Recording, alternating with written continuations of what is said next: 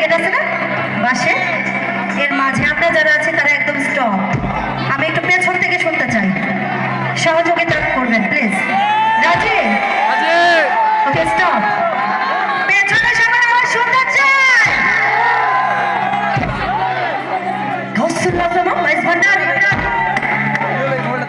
আপনার স্টপ একদম, আমি ওনাদের আওয়াজটাই শুনতে চাই।